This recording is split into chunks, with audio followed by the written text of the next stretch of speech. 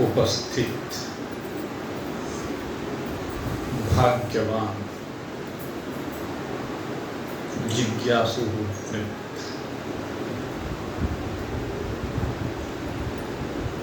श्रीमद् भगवद गीता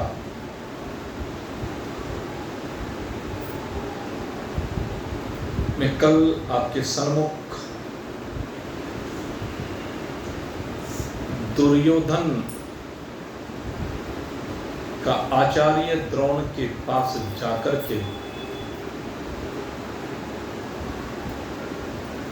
पांडव पक्ष के और कौरव पक्ष के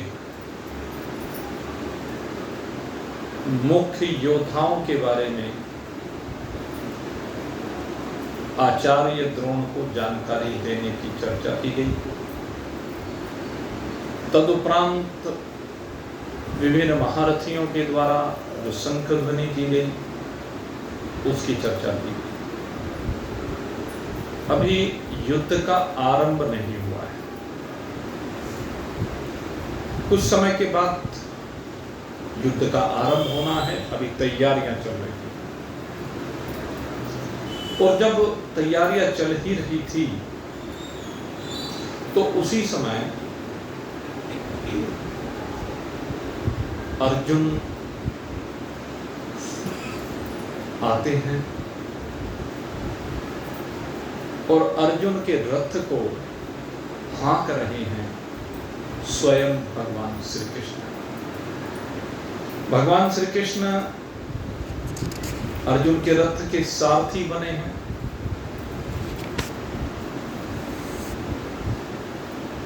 और जिस समय रथ को हाँक करके आगे ले जा रहे हैं भगवान श्री कृष्ण, अर्जुन ने भगवान से कहा, सैन्योरोभ्योर्मध्ये रथम स्थाप्य मेच्युत यावदेतान निरीक्षेऽहं योद्धुं कामानवस्थिना कैरमया सह योद्धव्यमस्मिन् रणसमुद्यमे। कहता है अच्युत, आप मेरे इस रथ को दोनों सेनाओं के मध्य में खड़ा कर दीजिए। एक और कौरव सेना खड़ी है, एक और पांडव सेना खड़ी है। आमने सामने खड़ी हुई इन दोनों सेनाओं के मध्य में आप रथ को खड़ा कर दीजिए। मध्य में दो प्रकार से रथ को खड़ा किया जा सकता है। एक तो यह है कि बीच में दोनों के थोड़ा सा स्थान है, दोनों सेनाओं के बीच में भी दूरी है, तो जो दूरी है मान लीजिए 10 मीटर की दूरी है, तो उस 10 मीटर की दूरी में 5 मीटर की दूरी पर जहां से पांडव सेना भी 5 मीटर हो और कौरव सेना भी 5 मीटर हो, वहां पर रथ को स्थापित किया जाए। दूसरी बात ये है कि उनका जो फ्रंट है वो बहुत चौड़ा है, बड़ा विस्तृत है। मान लीजिए वो 10 किलोमीटर लंबा है या 5 किलोमीटर है, तो उन दोनों के मध्य में, उसके मध्य में यानी 10 किलोमीटर है तो 5 किलोमीटर वहां बीच में ले जा करके खड़ा किया जाए। तो अर्जुन ने कहा कि मेरे रथ को मध्य में खड़ा कर दीजिए और मैं ये देखना चाहता हूं यावदेतान निरीक्षेऽहं, इसलिए कि मैं जो युद्ध की इच्छा लेकर के यहां पर युद्ध करने आए हैं, मेरे पक्ष के ही नहीं, दोनों पक्षों के, उन लोगों को मैं देखना चाहता हूं। मुझे किन किन के साथ युद्ध करना है ये भी मुझे देखना है। इसलिए हे प्रभु, आप मेरे रथ को मध्य में खड़ा कर दीजिए। यो तस्य मानानरीक्षेऽहं य एतेऽत्र समागतः धार्तराष्ट्रस्य दुर्बुद्धि युद्धे प्रिय चिकीर्षवः। कहते जो दुर्बुद्धि, दुष्ट बुद्धि, विपरीत बुद्धि, विनाशक बुद्धि दुर्योधन है, जिसकी प्रवृत्ति सदा ही खराब रही है, जिसने हमें अपमानित करने के लिए न जाने कितने उपाय किए, कितने उद्यम किए, और हमें कष्ट देने का, हमें मारने का कोई भी अवसर उसने चूका नहीं। अन्याय पूर्वक हमारे राज्य को हड़पने की इच्छा रखने वाला है। ऐसे काम करता है जिससे इसका न इस लोक में हित होने वाला है, न परलोक में हित होने वाला है। इसे अपना पराया भी कुछ दिखाई नहीं देता है। तो इस दुर्बुद्धि दुर्योधन के पक्ष में जो राजा लोग खड़े हैं, इसको सही मान करके, इसके पक्ष में खड़े होकर के जो राजा लोग यहाँ पर युद्ध करने के लिए आए हैं, उतावले हैं, मरने मारने के लिए तैयार खड़े हुए हैं, जरा एक बार मैं देखूं तो सही आखिर वो कौन कौन है। क्योंकि एक तो अभी तक केवल सुना था कि वह फला फला जगह के राजा हमारे पक्ष में आए हैं, तो उनका ज़्यादा जानकारी होती है। उसके पक्ष में भी तो देखें, क्योंकि पहले क्या था कि हमारा राष्ट्र बहुत से सूबों में बटा हुआ था, छोटे छोटे राज्य हुआ करते थे, तो दोनों ही पक्ष के संबंध थे और दोनों ही पक्षों ने सहायता के लिए निवेदन किया था। लेकिन उसमें भाई पक्ष में तो एक के रह सकते हैं,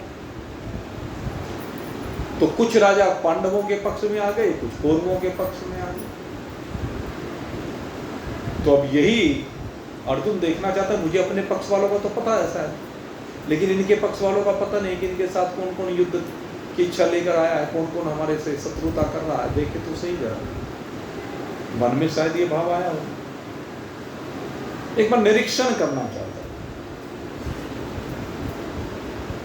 युद्ध की इच्छा अर्जुन की भी पूरी है, और पांडवों का तो बल विशेष रूप से अर्जुन ही है। तो इसलिए उसने प्रार्थना की भगवान से। संजय कहता है, महाराज धृतराष्ट्र, जब इस प्रकार से अर्जुन ने भगवान से कहा, तो एवं उक्तो ऋषिकेशो गुडाकेशेन भारतः सैन्यो रुभ्योर्मध्ये स्थापित्वा रथोत्तमम् भीष्मद्रोण परमोक्तः सर्वेषां च महीक्षिताम् उवाच पार्थ पश्यताम् समवेतान् कुरुनितिः।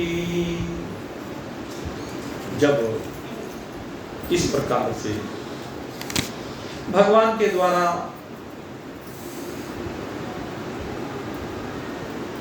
अर्जुन का आदेश कहिए, यहाँ पर निवेदन कहिए, प्रार्थना कहिए, विनती कहिए, तो जब इस प्रकार से अर्जुन ने कहा, तो भगवान के द्वारा उस रथ को बीच में खड़ा कर दिया। और बीच में कहा, जैसे मैंने बताया, दोनों सेनाओं के बीच में, जहां से दोनों सेनाएं दिख रही हैं, लेकिन कोई 10 किलोमीटर तक तो नहीं देख सकता। तो कहां पर रथ को खड़ा किया भगवान ने? कहता है, जहां पर सिर्फ भीष्म पितामह, आचार्य द्रोण और मुख्य कौरव दिख सके, या महारथी दिख सके। ऐसी जगह पर विशेष रूप से रथ को भगवान ने खड़ा किया और रथ को खड़ा करने के बाद कहा कि हे भरतवंशी, यहाँ पर भारत कहकर के संबोधित किया। अर्जुन का एक नाम यहाँ पर भारत कहा गया। इस श्रीमद् भगवत गीता में, क्योंकि ये संवाद है भगवान श्री कृष्ण और अर्जुन का, तो इसमें अर्जुन ने अनेक नामों से भगवान श्री कृष्ण को संबोधित किया है और भगवान श्री कृष्ण ने भी अर्जुन को अनेक नामों से संबोधित किया है। तो यहां पर भारत पहले कहा भगवान ने। भारत कहने का तात्पर्य है कि देखो अर्जुन, तुम उस वंश के हो जिनके नाम पर इस राष्ट्र का नाम भारत रखा गया। उस भरत के वंश से परम प्रतापी चक्रवर्ती सम्राट महाराज भरत के वंश से हो। वो भरत जो बचपन में शेर के मुख में हाथ डाल करके उसके जबड़े को खोल करके उसके दांत गिना करता। तुम उस भरत के वंश के हो, उस प्रतापी भरत के वंश के हो। तुम्हारे अंदर उन भरत का रक्त प्रवाहित हो रहा। तो एक संबोधन यहां पर दिया भारत कहकर। दूसरा संबोधन दिया गुड़ाकेशेन। तो यहां पर गुड़ाकेश के दो अर्थ दिए गए हैं। गुड़ाकेश कहने का मतलब क्या है? गुड़ा माने जिसके मुड़े हुए होते हैं केस, बाल, यानी घुंघराले बाल। अर्जुन घुंघराले बालों वाला था, इसलिए भगवान ने गुड़ाकेश कहा। लेकिन यहां पर मुझे लगता है ये नहीं, घुंघराले बालों वाला कहने की यहां कोई आवश्यकता नहीं। यहां कोई सौंदर्य का वर्णन नहीं हो रहा। अर्जुन के सौंदर्य की बात थोड़े ना है यहां पर कि अर्जुन का सौंदर्य बताना हो तो कहीं स्वयंवर हो रहा हो तो वहां बताने वाली बात थी। तो यहां पर गुड़ाकेश का अर्थ दूसरा है। कहते गुड़ाकेश जो है वो इसने निद्रा पर विजय प्राप्त की। निद्रा पर विजय प्राप्त करने के कारण से इसको गुड़ाकेश, जिसने निद्रा पर भी विजय प्राप्त कर ली, उसको नींद सताती नहीं है। तो भगवान सावधान कर रहे हैं कि तेरे ऊपर नींद हावी नहीं होनी चाहिए, क्योंकि तू निद्रा को जीतने वाला है। थकान हावी नहीं होनी चाहिए, क्योंकि जब युद्ध को लड़ा जाता है उसमें अगर यदि थकान मान करके, आलस्य मान करके प्रमाद करने लगे युद्ध से तो हार जाओ। सीधा सा भाव। हम अपने जीवन में जब युद्ध करने के लिए इस रण क्षेत्र में उतरते हैं तो इस रण क्षेत्र में युद्ध करने के लिए उतरते हुए अगर हम आलस्य से संयुक्त हो गए तो जो कार्य हम करना चाहते हैं वो कार्य हो नहीं पाएगा। और अगर यदि प्रमाद करेंगे, करने योग्य कार्य को नहीं करेंगे तो कार्य कैसे हल होगा? तुम युद्ध करने के लिए आए हो, अगर यहां तुम्हें जरा सा भी आलस्य सताने लगा, जरा सी भी निद्रा आ गई तो हे अर्जुन उसी समय गड़बड़ हो जाए। एक क्षण की चूक जान पर संकट आ जाए। इसलिए थकान हावी नहीं होनी चाहिए। अपने शरीर को तुम्हें ऐसे साधना है, तुमने साधा भी है। उर्वशी का साप हुआ था, देवलोक तक में तुम गए और देवलोक में जाकर के देवताओं से तुमने बहुत सी शक्तियां प्राप्त की हैं। तुम कोई सामान्य जो यहाँ ये युद्ध लड़ रहे हैं इनमें से अगर कोई देखा जाए, भले देवों के अवतार हों या देव हों, लेकिन सशरीर अर्जुन ही ऐसा है जिसको स्वर्ग में जाने का अवसर मिला। ये अर्जुन स्वर्ग में गया है सशरीर, वहां पर रहा ना, वहीं तो उर्वशी इसके ऊपर मोहित हो गई थी। और दूसरे संयमनी पुरी में भी सशरीर यही गया, वो भी एक प्रसंग आता है। अर्जुन को सशरीर जाना और जाने के बाद वापस लौटा, दोनों काम। वो बाद की घटना आती है, एक घटना अलग है, वो इससे हटकर के महाभारत युद्ध से अलग।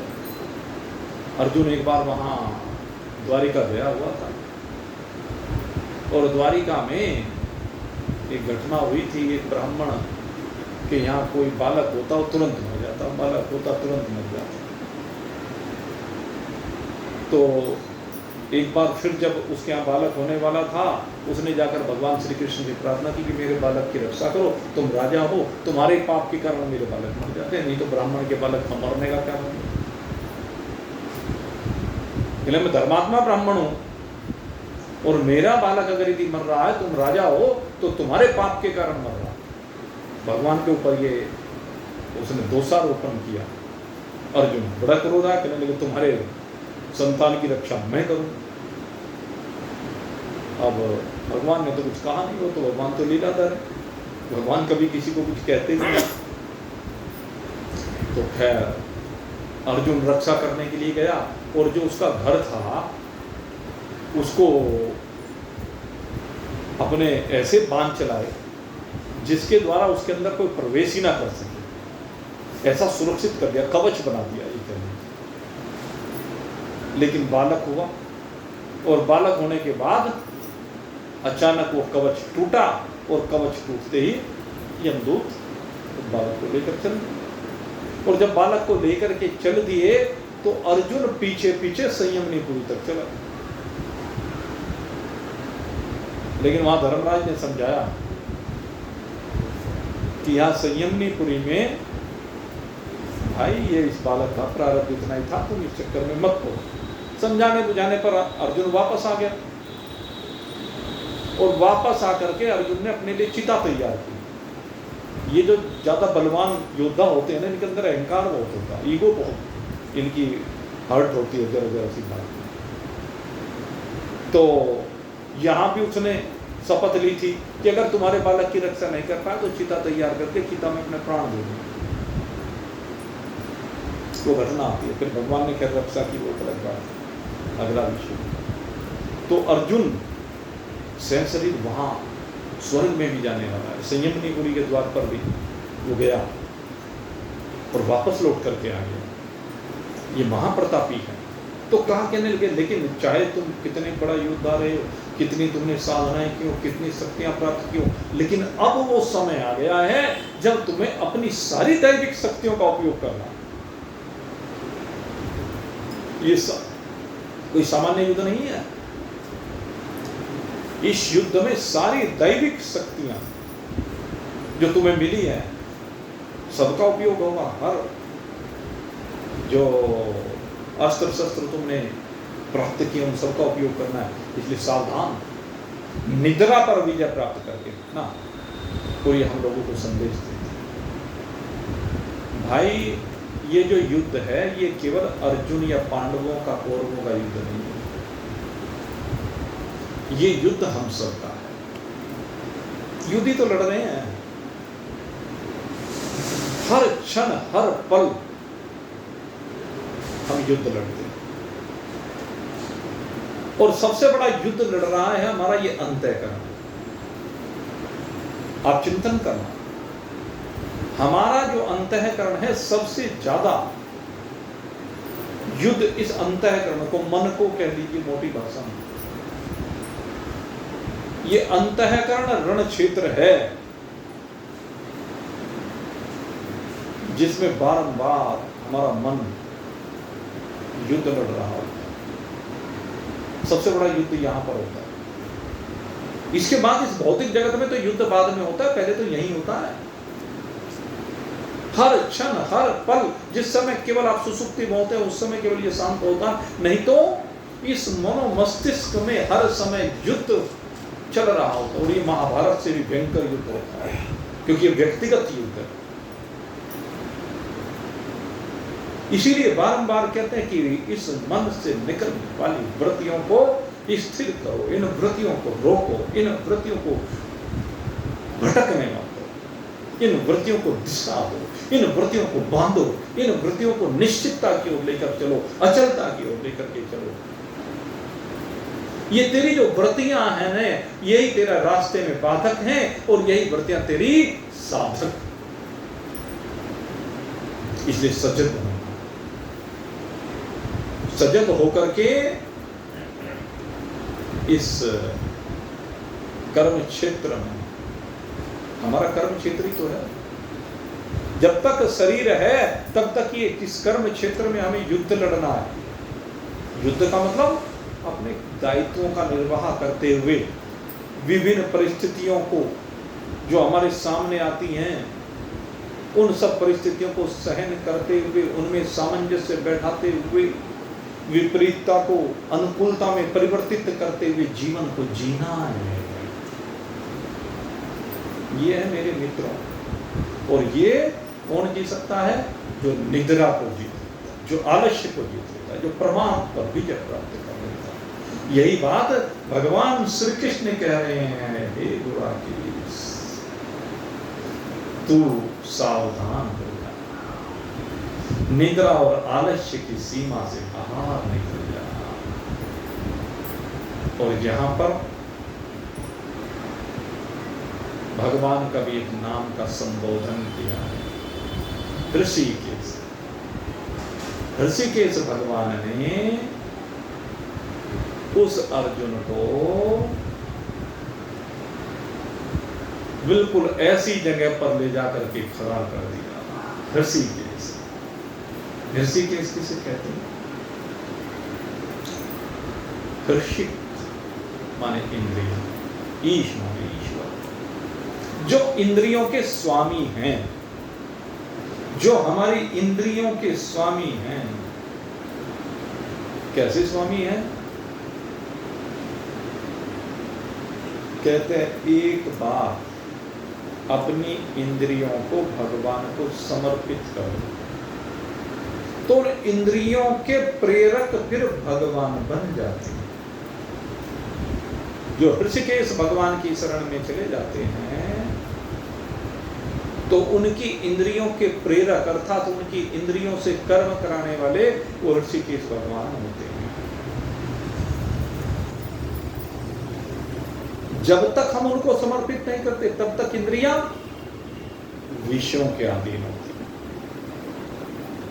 ये इंद्रियां विषयों के द्वारा प्रेरित की जाती हैं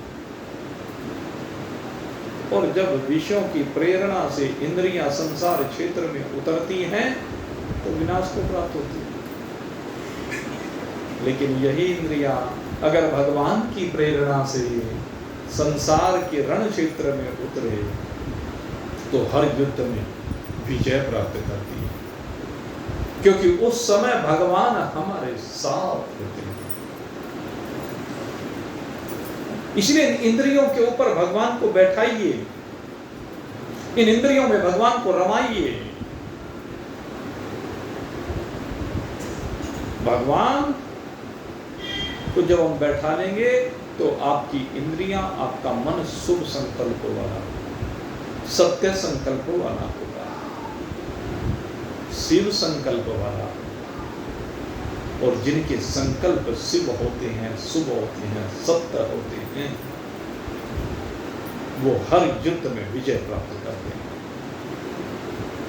इसलिए यहां पर संजय ने भगवान को ऋषिकेश कहकर के संबोधित किया। संजय भगवान की महत्ता को जानता है, इसलिए संजय सबसे पहला संबोधन भगवान के लिए ऋषिकेश कह रहा, अच्युत भी था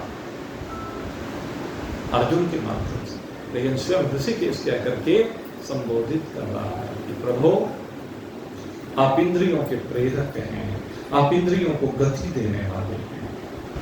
और उसके बाद भगवान श्री कृष्ण ने अर्जुन के कहे अनुसार रथ को बिल्कुल ठीक उस जगह पर खड़ा कर दिया जहां पर भीष्म द्रोण परमुक्तः,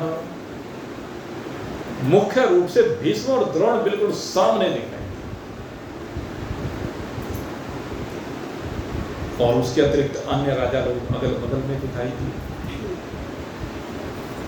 और उनको उनके सामने खड़ा करके भगवान ने कहा, हे अर्जुन, यहाँ पर कहा हे पार्थ, अब यहाँ पर पार्थ भी कहा भगवान ने। उवाच पार्थ पश्यतां समवेतान कुरुनीति। कहते यहां से तू अब देख युद्ध की इच्छा के लिए जो एकत्रित हुए हैं, इन कुरुवंशियों को देख, भीष्म पितामह को देख, आचार्य द्रोण को देख और कौरवों को देख। देखिए धृतराष्ट्र में और भगवान श्री कृष्ण में कितना अंतर है। धृतराष्ट्र ने जब कहा था मामकाश्च पांडवाश्च, उसने भेद किया था दोनों में, लेकिन भगवान श्री कृष्ण ने भेद नहीं किया। भगवान श्री कृष्ण ने कहा कि तू चाहे इस पक्ष में हो चाहे उस पक्ष में, इधर पक्ष में खड़े हो उधर पक्ष में खड़े हो, उनमें हो सकता है कुछ अच्छे हों कुछ बुरे हों, कुछ के आचरण बहुत श्रेष्ठ हों और कुछ के आचरण खराब हों, बुरे हों, दुराचारी हों, क्योंकि दुर्योधन स्वयं दुराचारी है। जयद्रथ वहां दुराचारी बैठा हुआ है। इनके आचरण कहते हैं कैसे भी हों, इनमें इधर हो या उधर हो, हैं सारे को। उसने भेद कर दिया, उसने कौरव केवल अपने वालों को माना, धृतराष्ट्र ने पांडवों को कुरु नहीं कहा, कुरुवंशी नहीं माना, कौरव नहीं माना। लेकिन भगवान ने कहा तुम भी कुरुवंशी हो, ये भी कुरुवंशी हैं, इनमें कुछ अच्छे हो सकते हैं कुछ बुरे हो सकते हैं, मैं तुझे दोनों को दिखाऊंगा। हैं तो सारे एक ही, हैं तो सारे एक ही परिवार, कोई अलग नहीं, सब कुरुवंशियों को भगवान दिखाते हैं। कहले भगवान ने ऐसा क्यों किया? अब बात ही आ जाती है, कहते युद्ध करने के लिए आ रहे, यहां पे कुटुंबियों को क्यों दिखाना चाह रहे भगवान? और ऐसी बात क्यों करवाना चाह रहे कि ये सब हैं तो अपने ही, ये भी अपने हैं, ये भी अपने हैं, ये भी कौरव है, तुम भी कौरव हो, ये भी कौरव। तो यहां पर भाव कहते हैं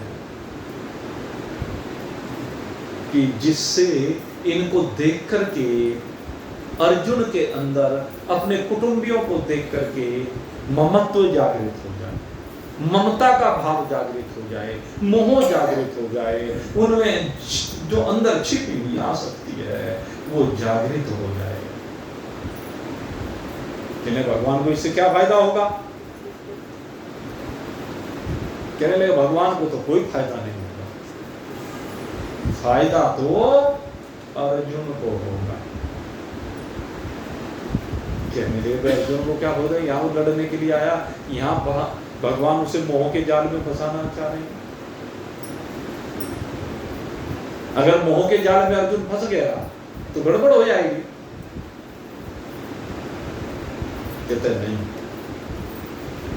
भगवान उसके अंदर छिपे हुए मोह को बाहर निकालना चाहते।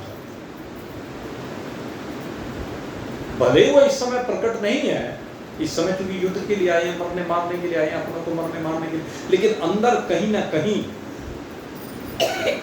वो छिपा होता है ममत्व का भाव, ये मेरे हैं, हमारे हैं।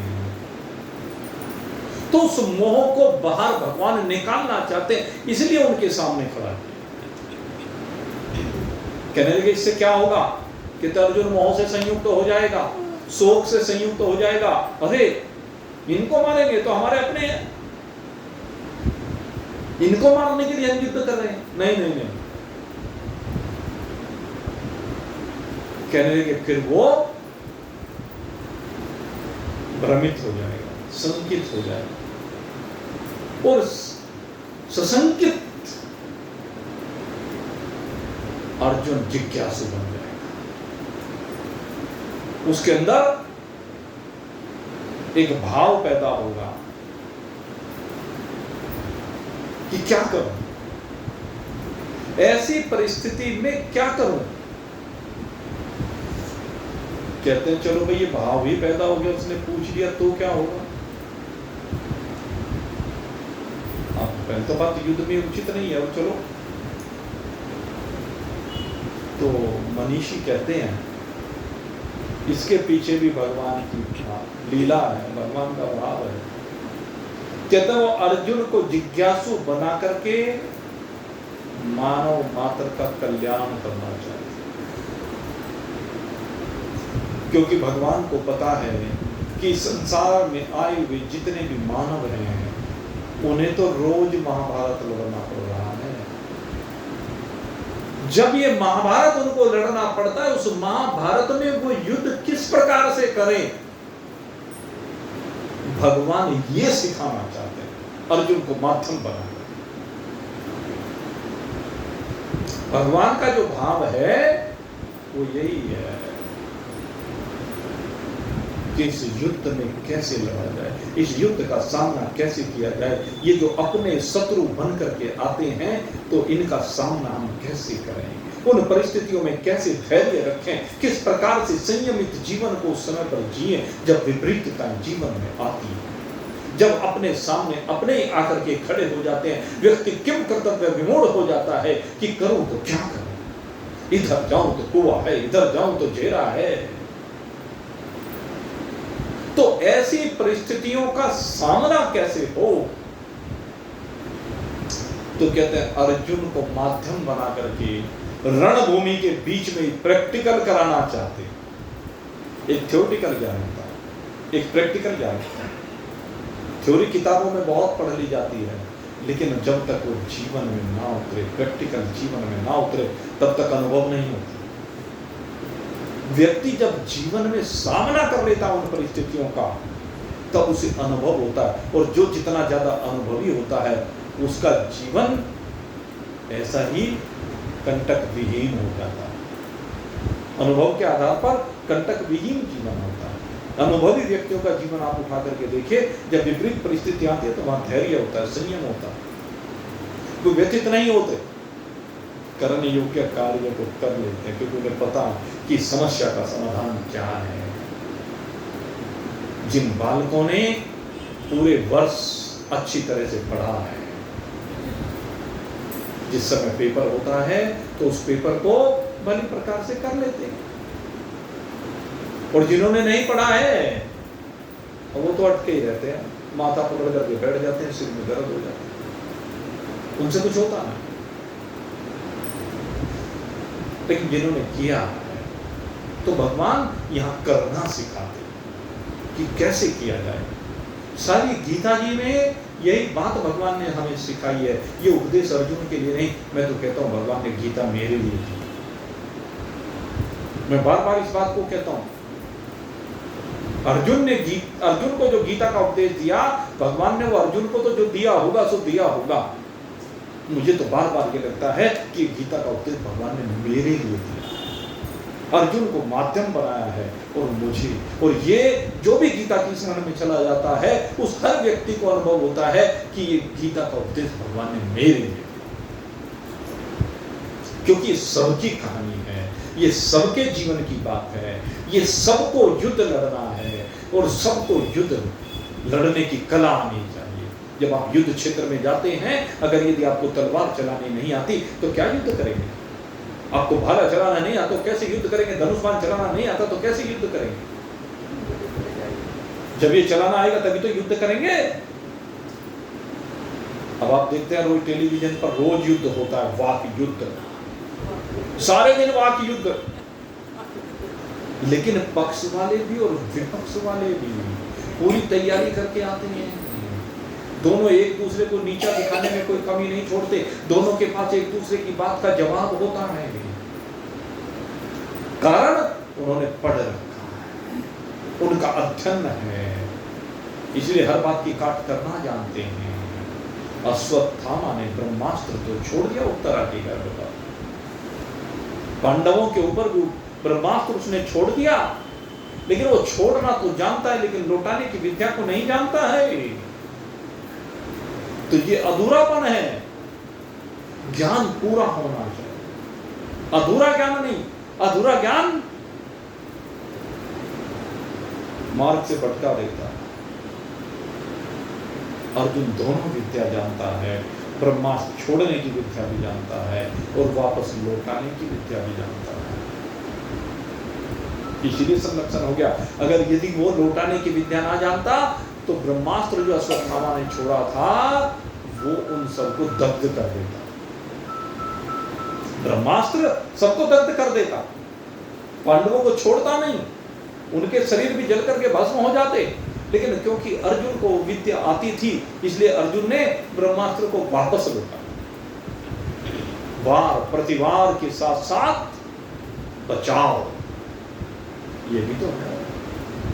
वार प्रतिवार तो होना ही है, लेकिन साथ में बचाव भी होना है। आपको दूसरे के ऊपर प्रहार करना है, दूसरा आपके ऊपर प्रहार करता है, तलवार से आपने तलवार पर प्रहार किया, उसने आपकी तलवार पर प्रहार किया, लेकिन आपस में केवल तलवारें टकराती रही तो युद्ध नहीं हो सकता। वो मौका लगाते ही तलवार के युद्ध में आपको भटका करके एक बार इस तरह से वार करेगा कि सीधे पेट में घुसा देगा। उस पेट में जब तलवार घुसाने को तत्पर हो तो उस समय आपके पास ढाल होनी चाहिए अपने बचाव करने को। अगर ढाल नहीं है तो बचाव नहीं कर सकते। ये विद्या है, गीता यही विद्या है जो इस संसार समुद्र में डूबने से बचाती है। वो विद्या गीता कहलाती है। जब आप डूब रहे होते हैं तो आपको तैराना, ये गीता है, यही गीता का उपदेश है। इसलिए भगवान ने कहते हैं वैद्य का काम किया, भगवान ने गुरु का काम किया। सद्गुरु वैद्य बचन विश्वासा, संयम यह न विषय की आशा। सद्गुरु वैद्य, सद्गुरु वैद्य होते हैं। और वैद्य का काम क्या होता है? कहते हैं किसी को कहीं पर फोड़ा निकल आए तो वैद्य क्या करते हैं, पहले उस फोड़े को पकाते हैं, एकदम उसमें चीरा नहीं देते, केवल पका करके चीरा देते हैं। वैद्य की एक खासियत है। तो ऐसे ही भगवान भी उसके अंदर मोह को पहले जागृत करना चाहते हैं, और जब पूरा मोह जागृत हो जाए तब उसमें चीरा देंगे। इसलिए भगवान ने मोह को जागृत किया कि जो छिपा हुआ मोह है, अगर यदि उसे यहीं दबा दिया तो फिर से दबा रह जाएगा, फिर से किसी समय उभर सकता है। इसलिए आज इसको पूरे को पहले बाहर निकलना। ये जो पूरा मोह है वो पूरा एक बार बाहर आने दो। इसके अंदर मोह कूट कूट करके जो भरा हुआ है वो सब बाहर निकलने दो, एक बार उसको फोड़े का रूप लेने दो, और फिर भगवान उसमें चीरा लगाएंगे। इसलिए भगवान को कहा कि भगवान वैद्य है। तो इसलिए भगवान ने अर्जुन के रथ को कहां पर खड़ा किया? कहते हैं बिल्कुल सामने खड़ा कर दिया, जहां पर दोनों विशेष रूप से भीष्म पितामह जिनकी उंगली चल गई, पकड़ पकड़ करके चलना सीखा है अर्जुन, जिनकी गोद में बैठा है, खेला है, जिन भीष्म पितामह ने उनको प्रेम के साथ पाल पोस करके बड़ा किया, संरक्षण किया है, जिन्होंने कहते हैं उनके सामने किया।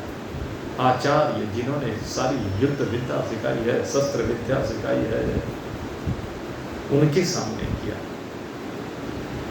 जिससे कि जो कौटुंबिक स्नेह है वो निकल आए और वो निकल करके बाहर हो जाए, उसकी जगह भगवत प्रेम जीवन में आ जाए। कहते भाई दो प्रेम की बात आप कर रहे हैं, इसको स्नेह कहा, उसे प्रेम कहा। कुटुंब के प्रति जो भाव है उसको स्नेह कहा और भगवान के प्रति जो भाव है उसे प्रेम कहा है। कहते दोनों में बहुत अंतर है। लेकिन क्या अंतर है? कहते हैं कुटुंब में ममता युक्त। कुटुंब में क्या भाव होता है? ममता, मम, मेरे। कुटुंबियों के प्रति ममता का भाव होता है, मेरेपन का भाव होता है। इसलिए जो अवगुण होते हैं कुटुंबियों के अंदर, वो अवगुण भी उसको दिखाई नहीं देते। देख लीजिए, दूसरे के बच्चे में कोई कमी हो हमें तुरंत दिखाई दे जाती, दूसरे के बच्चे में दिखाई दे जाती, लेकिन अपने बच्चे में वही कमी हो, उससे चाहे 10 गुनी भी क्यों ना हो, वो हमें दिखाई नहीं देती। तो बालक है, अपना बच्चा हमें बालक दिखाई देता है, दूसरे का बच्चा बालक दिखाई नहीं देता। उसका कारण स्नेह, ममता, मेरा। कहते हैं बस जिस तरह से कुटुंब के प्रति स्नेह है, अगर यदि भगवान से ये स्नेह, पहले मैं स्नेह कहूंगा लेकिन शास्त्र में कहा कि ये प्रेम बन जाता है, और भगवान से जब प्रेम बन जाता है तो हम भगवान के बालक होते हैं। और जब भगवान के बालक होते हैं तो जिस प्रकार से हम अपने बालकों के अवगुणों को क्षमा कर देते हैं, उनकी ओर ध्यान नहीं देते, ऐसे ही मेरे प्रभु की भी यही विशेषता होती है कि जब प्रभु किसी अपने प्रेमी भक्त को देखते हैं तो उस भक्त के अवगुण भगवान को भी दिखाई नहीं देते हैं, क्योंकि वो भगवान का स्नेह हो जाता है। हमारा तो प्रेम होता है लेकिन उनका स्नेह हो जाता है। और वैसे अगर लौकिक रूप से हम चर्चा करें, कहते हैं कौटुंबिक स्नेह में क्रिया प्रधान होती है और भगवत प्रेम में भावों की प्रधानता होती है। यहाँ तो क्रिया भी होती है ना, बालक को खिलाना है, अपने हाथ से रोटी खिलानी है, उंगली पकड़ कर चलना सिखाना है, उसके ऊपर बहुत कुछ खर्च करना है, शिक्षा दिलवानी है, विवाह शादी करनी है, उसके वस्त्रों का ध्यान, पढ़ाई का ध्यान, उसकी हर जरूरत का ध्यान रखना है। तो यहाँ पर क्रिया है। और भगवान के साथ जो हमारे संबंध है वो केवल प्रेम का संबंध है, भाव का संबंध है, आत्मीयता का संबंध है। बालकों के प्रति ये क्रियाएं हैं। बालकों के प्रति जो क्रियाएं हैं उनमें मूढ़ता है, उनमें मोह है, लेकिन भगवान के प्रति तो भाव है, अपनी आत्मीयता है, भगवान के साथ प्रेम का संबंध जुड़ जाता है। और कहते हैं कौटुंबिक स्नेह में अंधकार है। कौटुंबिक स्नेह कभी भी आपको प्रकाश की ओर नहीं ले जा सकता, अंधकार की ओर लेकर के जाएगा, गर्त में लेकर के जाएगा, आपको और नीचे लेता चला। कौटुंबिक स्नेह डुबोता चला जाता है। इसलिए कहते हैं संबंधों को जरा हल्के करो, जरा थोड़ी सी दूरी बनाओ।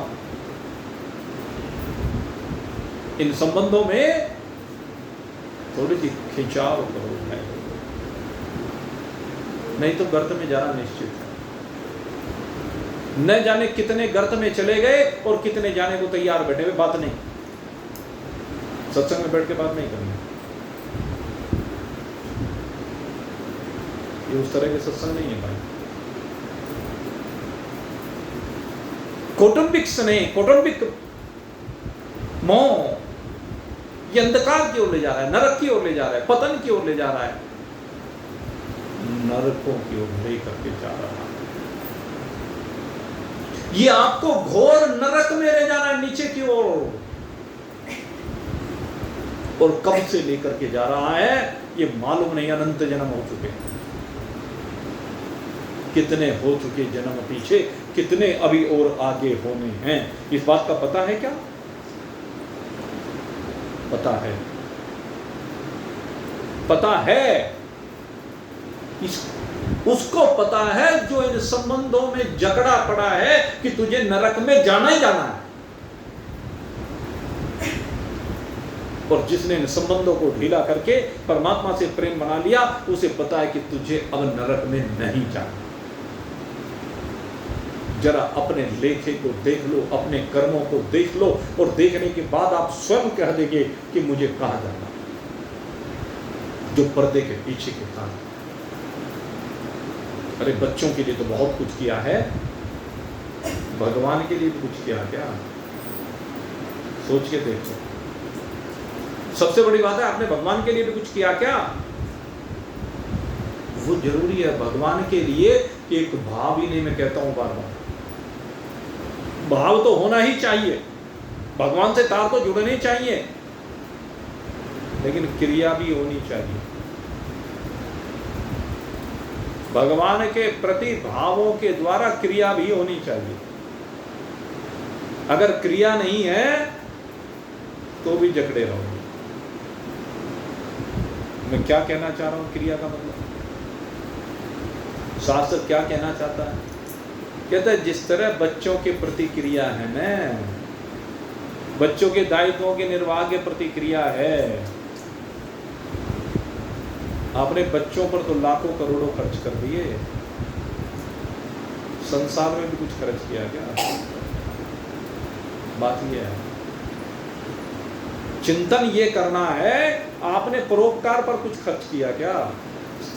आपने परिवार के दूसरे जो नातेदार हैं उनकी भी कोई सहायता की क्या? अपने पड़ोसियों की सहायता की क्या आवश्यकता पड़ने पर? गरीबों की सहायता की क्या आवश्यकता पड़ने पर? एक तो समाज की जिम्मेदारियां हैं, एक समाज में रह करके धार्मिक जिम्मेदारियां हैं। उन धार्मिक जिम्मेदारियों को करते हुए आपका दिल कभी खुला है क्या? सोचें, जब भी कोई धार्मिक अनुष्ठान हो रहे हैं, उन धार्मिक अनुष्ठानों में आपने सहयोग किया क्या? ये चिंतन करें। ये है क्रिया प्रेम की, भगवत प्रेम की क्रियाएं। कहीं भंडारा हो रहा है, उसमें आपने कुछ दिया क्या? कहीं कथा हो रही है, उसमें कुछ दिया क्या? कहीं मंदिर बन रहा है, उसमें कुछ दिया क्या? कहीं धर्मशाला बन रही है, उसमें कुछ दिया क्या? ये भी तो भगवत प्रेम के भाव हैं। ये धार्मिक सामाजिक कार्यों में भी और धार्मिक कार्यों में। और प्रेम उसे कहते हैं जब अपने आप से दिया जाए, उसे प्रेम कहते हैं। सम्मान के कारण नहीं, सम्मान के लिए नहीं। फर्क ये है, सम्मान के लिए नहीं। जो सम्मान के लिए करते हैं उनको स्वर्ग मिल जाता है, नरक से तो छुट्टी हो जाती है उनकी, नरक में वो भी नहीं जाते, स्वर्ग मिल जाता है। लेकिन जो सम्मान की सीमा से पीछे हट करके, जो अपने आप से सम्मान की चाहत ना करे, अपने लिए सम्मान है लेकिन दूसरे को सम्मान देने में पीछे ना हटे, ये भी भाव है। शास्त्र आपको ये भी कहता है कि महान पुरुषों के, जो श्रेष्ठ पुरुष हैं, जो संत हैं, जो ब्राह्मण लोग हैं, विद्वान लोग हैं, जिनका सम्मान करना चाहिए, अपने बड़े बुजुर्ग हैं, उनका सम्मान भी आप करते हैं प्रेम के साथ, भाव के साथ। उसमें बहुत आगे रहने की आवश्यकता है, मान सम्मान में, दूसरे को सम्मान देने में, लेकिन अपने सम्मान के लिए पीछे हट जाना चाहिए। पीछे खड़े हो जाओ, दूसरे को आगे करो। ये होता है भाव, इसे कहते हैं प्रेम। तो जरा अपने अंदर ये जरा देखो, अपने दिल को खोल करके देखो, इस दिल के दरवाजे जरा खोलो तो सही एक बार, अपने जीवन को देखो तो सही एक बार। जब भगवान ने आपको सब कुछ दिया है,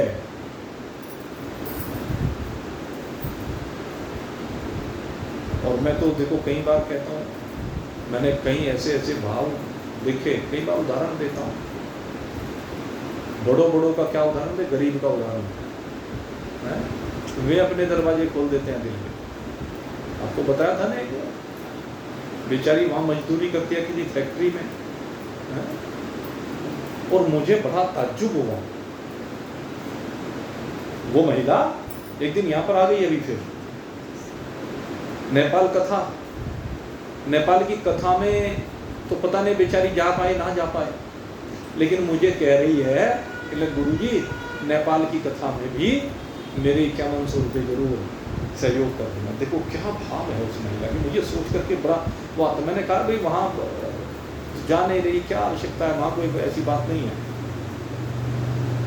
लेकिन नहीं गुरुजी मेरा हाजिरी जरूर लगा देना, मैं नहीं जा पाऊँ कोई बात नहीं, लेकिन मेरी हाजिरी लगे। कैसे भाव, मैंने मना कर दिया उसको, लेकिन उसके बावजूद उसके भाव तो देखो, ये है दिल की बात। अब उसके लिए मन से क्या नहीं निकलेगा, आप सोचें, कितना सुंदर भाव। और ऐसे केस हमने एक से एक, मैंने रिक्शा वालों का उदाहरण आपको दिया था। भगवान के दरबार में जब हाजिरी लगी उस रिक्शा वाले की, तो सेठ के बराबर में, इसने सेठ ने तो 1 करोड़ में 1 लाख दे दिए, बहुत बड़ा काम, लेकिन इसने तो अपना सर्वस्व दे दिया 1 रुपया देकर के। उसने दिल के दरवाजे खोल दिए, उसके पास जो कुछ था सर्वस्व दे दिया।